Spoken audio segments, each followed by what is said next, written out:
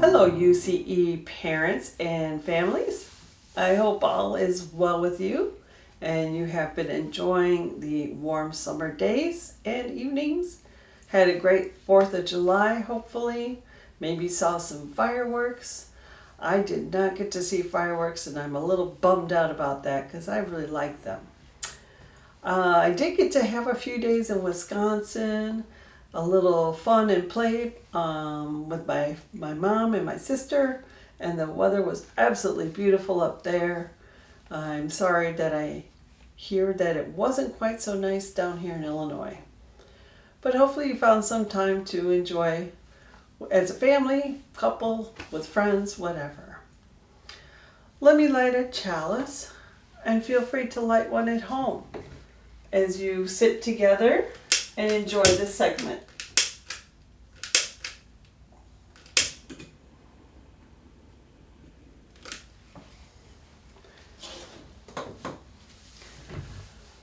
So on the porch is an opportunity for you adults to talk, get to know each other, try some new things, and talk about parenting.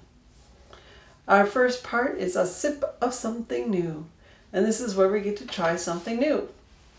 Our author, Teresa Honey Youngblood, has an app that she recommends, and it's called How Well Do You Know Me? It is a free app, unless, of course, you wish to have a version of it that they call partner version, which is more for intimate partners. So that one is like $3, so it's not really expensive, but it does cost some money.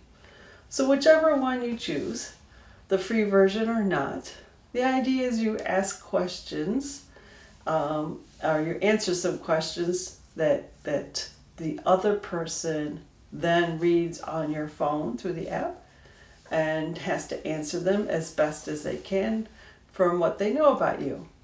And you can see what you know about each other and how accurate that may or may not be. And the idea, of course, is to have a little fun with this, not take it too seriously, but it is a way to get to know each other a little bit more. So I hope you have some fun with that.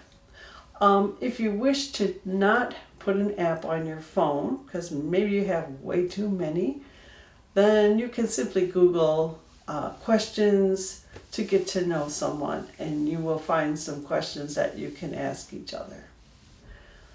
Our next part of our segment is spiritual snacks to share. And this is where you have some questions that you talk and share with each other about, some having to do with parenting, some just with life in general. And in the packet there's usually a dozen or so questions, but the idea is not to plow through the whole set of questions.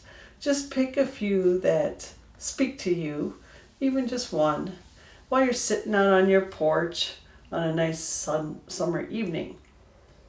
I like to highlight a few of the questions that kind of spoke to me, and you certainly can use those or any others from the packet. One is, when you were growing up, who was the fun or playful adult in your life, and what made them so? And once you've answered that and thought about it, then take it a little further and ask yourself, what of those qualities do you possess that make you fun? Another question that I really liked was, how do you know when to switch gears and play? So much of our time is spent working, parenting, maintaining our household, all those adulting things that we sometimes forget to have fun ourselves, right? So when do you know that you need to just let some of that go and have some fun? And if that's a struggle for you, how can you and your parenting partner or your spouse help each other to give you a little more time to do that, or more opportunities to do it. The last question I wanted to bring up was, how has play brought you back to yourself? We often lose our inner child, if you will, as we grow up. You know, the responsibilities of life kind of take over, and we forget about that little person inside of us that is our inner core, our spirit. So how does play bring that out in you? And if you're really struggling with that, and how have you seen it or not seen it, maybe you need to have a little more time and opportunities for that to happen. And how can your parenting partner or spouse help you and each other in having that, making some time for each other to find that inner child and have a little fun. Could be together or not. So, the last thing our author suggests is something called deep play. And that is what she says that is anything that removes us from the worry about the future and regrets about the past, and instead brings us to the present, thus to have more free space for the now. So that kind of broadens the definition of play. So does that change anything for you when you think of play in terms of just not worrying about things and being in the present?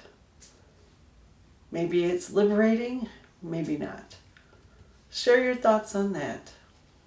You can find the link in the comments below to the app, and enjoy this segment of our Soulful Home Packet. Until next week, blessed be. Have a great week.